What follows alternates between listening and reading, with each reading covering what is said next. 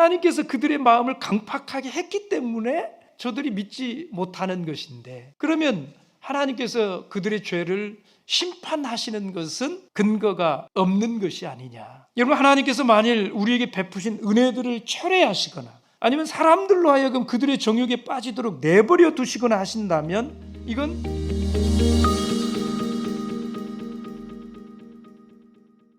요한복음 12장 37절에서 41절 말씀, 이렇게 많은 표적을 저희 앞에서 행하셨으나 저를 믿지 아니하니 이는 선지자 이사야의 말씀을 이루려 하심이라. 가로되 주여 우리에게 들은 바를 누가 믿었으며 주의 팔이 네게 나타났나이까 하였더라. 저희가 능히 믿지 못한 것은 이 까닭이니 곧 이사야가 다시 일렀으되 저희 눈을 멀게 하시고 저희 마음을 완고하게 하셨으니 이는 저희로 하여금 눈으로 보고 마음으로 깨닫고 돌이켜 내게 고침을 받지 못하게 하려 함이니라 하였음이더라. 이사야가 이렇게 말한 것은 주의 영광을 보고 주를 가리켜 말한 것이라. 아멘. 37절 이하에 그간의 사역 결과를 정리를 한 이런 말씀들이 기술이 되어져 있습니다. 주님은 참 열심히 살아오셨지요. 이렇게 많은 표적을 저희 앞에서 행하셨어요. 그런데 그 3년 사역의 결과는 무엇이었습니까? 오늘 본문의 내용을 보시면 그 사역의 결과가 너무나 초라하다, 이렇게 좀 생각할 수 있는 것 아닙니까? 여러분, 하나님께서 직접 오셔서 그 권세 있는 능력을 가지고 권세 있는 말씀을 전하시고 또 하늘의 권능을 가지고 이적을 행하시고 표적을 행하셨어요. 그러면서 이렇게 복음을 전파하셨는데 3년 동안 믿게 된 사람들이 그렇게 많지는 않았던 것 같아요. 그래서 37절에 저희 앞에서 행하셨으나 저를 믿지 아니하니 라고 말씀하고 있습니다.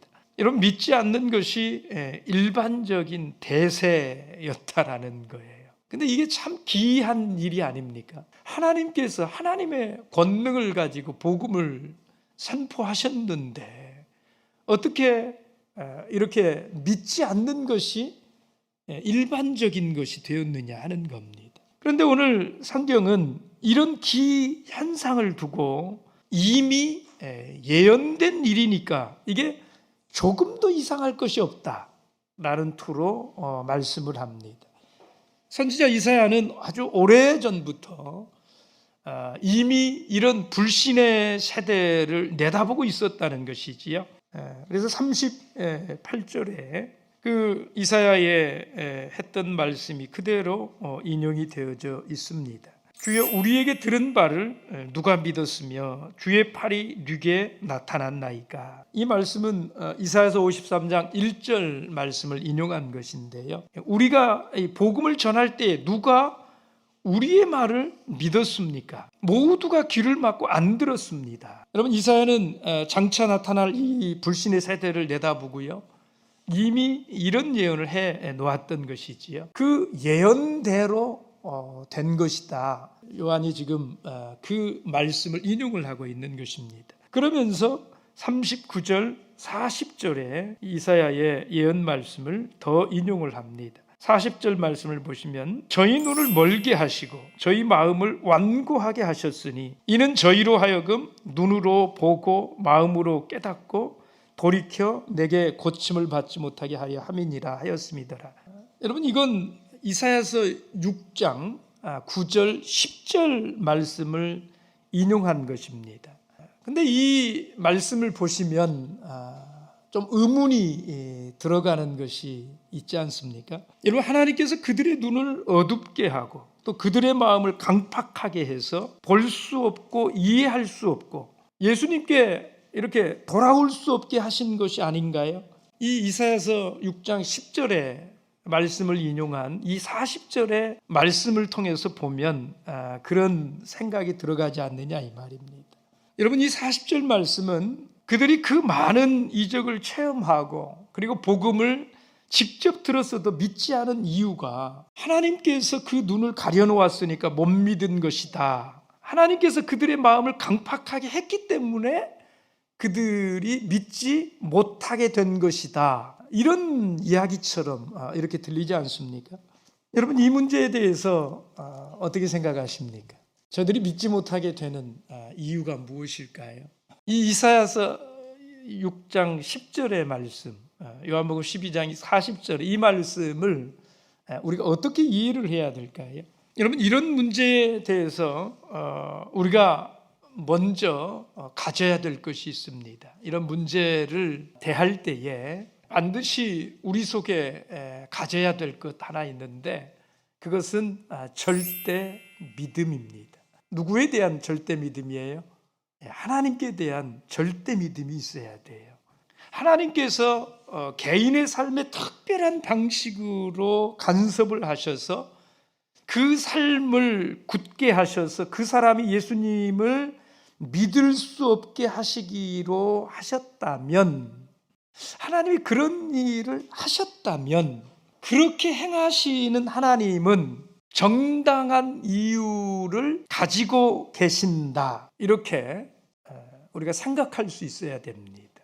하나님께 대한 그 절대 믿음이 있어야 된다라는 거예요. 만일에 설령 우리 하나님이 그렇게 하실 리가 없지만, 그러나 만일 하나님께서 그렇게 하신다 할지라도, 만약에 그렇게 하셨다면 그렇게 행하시는 하나님은 정당한 이유를 가지고 계신다 하는 거예요. 여러분, 제가 여기에 만일이라고 하는 단어를 사용한 것을 좀 주목해 주시길 바랍니다. 만일 하나님이 그렇게 하셨다 할지라도, 그럴지라도 하나님은 의로우시다 하는 거예요.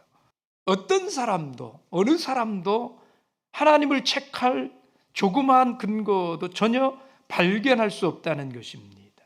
이것은 바울의 말과 같은 거지요. 여러분, 바울이 그 하나님에 대한 그 절대 믿음을 우리가 가져야 되는 이유를 이렇게 설명을 하지 않았습니까? 로마서 9장 14절 함께 읽겠습니다. 시작. 그런즉 우리가 무슨 말 하리요? 하나님께 불의가 있느냐? 그럴 수 없느니라. 하나님께 불의가 있을 수가 있다, 이렇게 우리가 생각할 수 있습니까? 그건 절대 불가능한 일이다라는 거지요. 여러분, 18절에서 20절 말씀을 보십시오. 함께 읽습니다. 시작. 그런즉 하나님께서 하고자 하시는 자를 긍휼히 여기시고 하고자 하시는 자를 강팍해 하시느니라. 혹 내가 내게 말하기를 그러면 하나님이 어찌하여 허물하시느냐? 누가 그 뜻을 대적하느냐 하리니, 이 사람아, 내가 뉘기에 감히 하나님을 힐문하느냐? 지음을 받은 물건이 지은 자에게 어찌 나를 이같이 만들었느냐 말하겠느냐? 그럴 수 없다라는 것이지요. 로마서 11장 33절 34절을 보겠습니다. 깊도다 하나님의 지혜와 지식의 부요함이여 그의 판단은 측량치 못할 것이며 그의 길은 찾지 못할 것이로다. 누가 주의 마음을 알았느냐? 누가 그의 모사가 되었느냐? 왜 우리가 하나님을 그렇게 책망할 수 없느냐? 하나님께 책임을 물을 수 없느냐? 이유가 무엇이라고요? 깊은 그 하나님의 지혜와 지식의 부요함을 우리는 감히 측량할 수 없는 존재들이기 때문에 그렇다라는 겁니다. 하나님이 왜 그렇게 행하셨는지에 대해서 우리가 이해할 수 있는 존재가 아니라는 거예요. 그래서 그 깊은 하나님의 지혜를 우리가 다 헤아릴 수 없는 존재들이기 때문에 그 하나님의 행하심에 대해서 우리가 힐난할 수 있는 자격이 없다라는 것입니다. 그래서 우리는 믿어야 된다는 거예요. 절대적으로 하나님께서 그렇게 행하신 데는 그럴 만한 정당한 이유를 반드시 갖고 계신다 하는 것에 대한 절대 믿음이 있어야 된다 하는 것이지요. 하나님의 행하심에 대해서 우리의 제한된 이해력, 우리의 제한된 지혜, 이런 것들을 인정할 줄 알아야 된다 하는 것입니다. 여러분, 하나님께서 그 사람들의 마음을 강팍해 하시고 그것 때문에 그들을 판단하신다 할지라도 그 방식은 옳은 것입니다. 그 방식이 옳다라고 하는 것은 하나님께는 아무런 죄책이 없으시다. 그 사람이 그렇게 이 일을 행하고 거기에 대해서 심판을 받는 것에 대해서 하나님께는 아무런 책임이 없으시다라는 거예요. 여러분, 이런 것을 사실 바울이 먼저 말한 것이 아닙니다. 로마서 9장 21절에 토기장이가 진흙 한 덩이로 하나는 귀 쓸 그릇을 하나는 천이 쓸 그릇을 만드는 권이 없느냐. 하나님께서 이렇게도 행하시고 저렇게도 행하실 이런 권이 없는가라고 하는 것을 이 토기장이의 비유를 가지고 바울이 설명을 하는데, 사실 이 토기장이의 비유는 바울이 창작한 것이 아니에요. 이 토기장이의 비유를 가장 먼저 말씀하신 분이 누굽니까? 하나님께서 말씀하신 것입니다. 이사야서 45장 9절 말씀을 보시면 하나님이 당신의 행하심에 대해서 우리의 아주 얕은 이해를 가지고 하나님을 힐난하고 이럴 수 없다라고 하는 것에 대해서 하나님이 드신 비유가 토기장이의 비유예요. 바울은 그것을 통해서 하나님을 이해하고 있을 뿐인 것입니다. 그래서 설령 하나님이 그렇게 그 마음을 강팍하게 해서 그로 하여금 하나님을 믿지 못하도록 한다 할지라도 거기에는 하나님께서 어떤 책임도 없으시다라고 하는 정당한 이유를 하나님은 가지고 계신다. 다만 우리의 이해가 거기에 미치지 못할 뿐이다라고 하는 것에 대해서 우리는 의심하지 말아야 된다 하는 이야기를 하는 것입니다. 여러분, 믿음이라고 하는 것은 그렇게 가져야 된다, 그런 믿음을 하나님께 대해서 가져야 한다라는 것이고요. 그러나 하나님께서 실제로 그렇게 행하신 적이 있는가?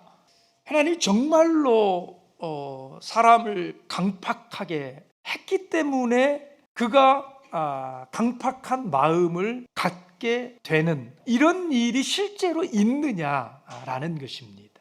여러분, 오늘 본문이 그것을 가르치고 있습니까? 오늘 요한복음 12장 40절에 이 본문이 그것을 가르치고 있는 것일까요? 저는 그렇지 않다고 믿습니다. 충분한 근거가 있습니다. 여러분, 우리가 먼저 이해를 해야 될 것은 하나님의 말씀 전체가 그것을 그렇게 가르치지 않고 있다라고 하는 것을 우리가 한번 상기해 봐야 된다는 거예요. 여러분, 기억을 한번 더듬어 보시길 바랍니다. 여러분이 지금까지 말씀을 보면서 하나님의 말씀 안에서 하나님이 그렇게 행하셨다라고 하는 걸 본 적이 있으십니까? 여러분, 사람들이 하나님을 선택할 수 있음에도 불구하고 하나님께서 어떤 사람들의 마음을 닫아서 믿지 못하게 하고 그로 말미암아 정죄받도록 하나님께서 그 마음을 마비시켜 버린다고, 하나님이 그의 마음을 마비시켜 놓았기 때문에 그가 하나님을 믿지 못하는 것이다 라고 이렇게 가르치는 이런 본문을 여러분 보신 적이 있으십니까? 하나님의 말씀 안에서 하나님이 어떤 사람을 강팍하게 했기 때문에 저는 하나님을 믿지 못하는 사람이 된 것이다. 그래서 저가 하나님을 믿지 못하는 것이다. 여러분, 이렇게 말씀하는 이런 일들이 있었습니까? 아니면 사람들이 먼저 하나님을 선택할 수 없으나 하나님께서 은혜롭게 어떤 사람들의 눈을 열어서 진리를 보게 하시고 진리를 영접해서 구원받게 하신다라고 가르친다고 여러분 하나님의 말씀을 이해하고 계십니까? 여러분, 성경은 우리에게 전자의 말씀으로 가르칩니까? 아니면 후자의 말씀으로 가르치고 있습니까? 하나님의 말씀이 무엇을 가르칩니까? 우리는 본래 하나님을 알 수 없는 이런 존재들인데 하나님이 은혜를 허락하셔서 눈을 열어주시고 우리가 하나님을 볼 수 있도록 인도해 주신다라고 성경이 가르친다라고 그렇게 말씀을 알고 계십니까? 아니면 하나님께서 그의 눈을 가리웠기 때문에 그가 하나님을 알지 못하는 것이다, 이렇게 하나님은 하고자 하시는 사람들의 눈을 가리우시는 이런 일도 하시는 분이시다, 이렇게 알고 계십니까? 전자입니까? 후자입니까? 여러분, 우리가 이미 말씀을 나누었던 요한복음 6장 44절의 말씀으로 다시 한번 돌아가 보시고 함께 읽어보겠습니다. 시작. 나를 보내신 아버지께서 이끌지 아니하면 아무라도 내게 올 수 없으니 오는 그를 내가 마지막 날에 다시 살리리라. 여러분, 여기 말씀을 보시면 하나님께서 먼저 하신 일이 무엇입니까? 이끄신다. 자, 아버지께서 이끌어 주시는데요, 그 이끄심의 방향은 뭐예요? 믿지 못하도록 이끄시나요? 아니면 믿도록 이끌어 주시나요? 예, 믿도록 이끌어 주신다 하는 거예요. 왜 하나님이 이끌어 주셔야 할까요? 스스로 찾아 나올 수 있다면 하나님께서 그를 이끄실 필요가 있을까요? 예, 그가 찾아 나오면 되는 것이지요. 근데 사람은 스스로 하나님 앞에 찾아 나올 수 있는 능력이 없기 때문에 하나님의 이끄심이 필요한 것이다. 여러분, 바울은 로마서에서 이것을 다른 측면에서 이렇게 설명을 했어요. 로마서 1장 24절. 그러므로 하나님께서 저희를 마음의 정욕대로 더러움에 내어버려 두사 저희 몸을 서로 욕되게 하셨으니. 여러분, 이 하나님의 이끄심에 대한 또 다른 하나의 측면이 있는데 바울은 로마서 1장에서 그것을 이렇게 표현했다는 거예요. 내어버려 두사.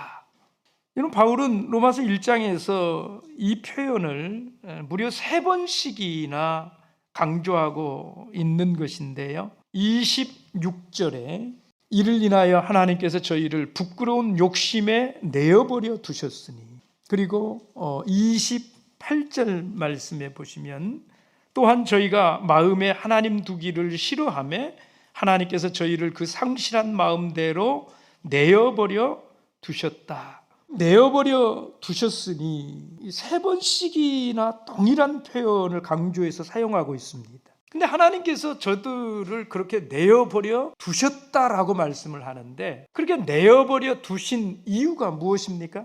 저희가 마음에 하나님 두기를 싫어하기 때문에 그렇다는 거예요. 하나님 두기를 싫어하기 때문에 그 상실한 마음대로 내어버려 두셨다 하는 겁니다. 여러분, 이 순서를 잘 정리하는 것이 굉장히 중요합니다. 하나님이 그냥 처음부터 내어버려 두시는 게 아니라 하나님은 이끄신다는 거예요. 그런데 그가 하나님을 마음에 두기를 싫어하면 그때는 어떻게 하신다고요? 네, 그때에 내어버려 두신다. 순서가 있다라는 것이지요. 이런 구원의 문제에 있어서 우리 하나님께서 어떤 사람의 눈을 멀게 하셨다, 이렇게 말할 수 있을까요? 그가 구원받지 못하도록 하나님께서 그가 구원의 길을 깨닫지 못하도록 하나님이 그 눈을 멀게 하셨다, 이렇게 말할 수 있습니까? 없습니다. 사람들이 먼저 자기들의 욕심을 따라서, 죄를 따라서 눈이 멀어 있었다 하는 거예요. 먼저 눈 멀어 있었는데 하나님께서 그들에게 간섭하여 보게 하실 때에만 그들이 그리스도께로 나오게 되는 것입니다. 사람은 죄 때문에 눈이 멀어서 예수님이 눈앞에 있어도 그분이 하나님의 아들인 것을 알아볼 수가 없을 만큼 그 눈이 어두워져 있는 것, 이게 사람들의 근본 상태라는 거예요. 여러분, 이미 어두운 사람인데 그를 또 어둡게 할 필요가 있을까요? 하나님이 그런 일을 행하시지는 않는다 이 말입니다. 하나님께서는 모든 사람들이 구원받기를 소원을 하세요. 그래서 만물을 통해서 그 간절한 마음을 전달하십니다.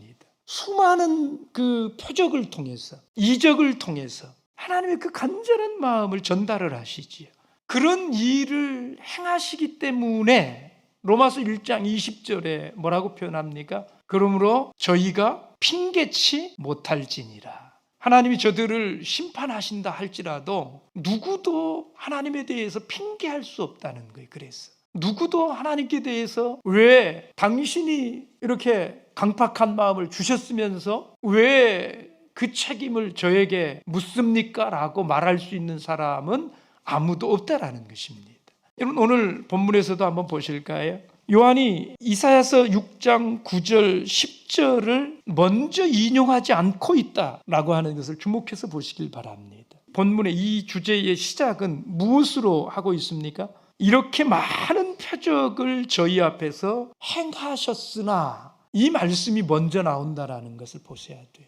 이렇게 많은 표적을 저희 앞에서 행하셨다. 이유가 무엇입니까? 믿게 하려고 그 많은 표적들을 행하셨다라는 거예요. 그런데 저들이 믿었어요, 안 믿었어요? 안 믿었다라는 것입니다. 우리에게 들은 바를 누가 믿었느냐? 지금 요한은 그들의 불신앙에 대해서 말씀하고 있는 것입니다. 그리고 나서야 하나님께서 그들이 보지 못하게, 회개하지 못하도록 그들의 마음을 강팍해 하셨다라고 지적한 것이에요.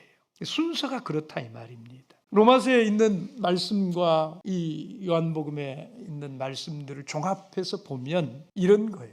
그들은 본래 어둠 가운데 있던 사람들입니다. 자기들 힘으로는 하나님을 찾아 알 수 있는 능력이 없는 사람들이에요. 그래서 하나님의 뭐가 필요해요? 이끄심이 필요하다라는 겁니다. 그래서 하나님께서는 그들에게 하나님의 하나님 되심을 정말 많은 것들을 통해서 보여주려고, 그들을 이끌어 주시려고 많은 표적들을 행하시고, 또 만물에 하나님 됨을 넣어서 그들로 하여금 깨달을 수 있도록 수많은 표적들을 그들에게 보여주셨다라는 거예요. 그런데 그들이 마음에 그들의 더러운 정욕을 따라서 하나님 두기를 싫어하는 마음을 가지고 그 표적들을 대했기 때문에, 그들이 하나님 두기를 싫어하니까 그때 하나님이 어떻게 행하셨다는 거예요? 저들을 그 마음의 원대로 행하도록 하나님이 내어버려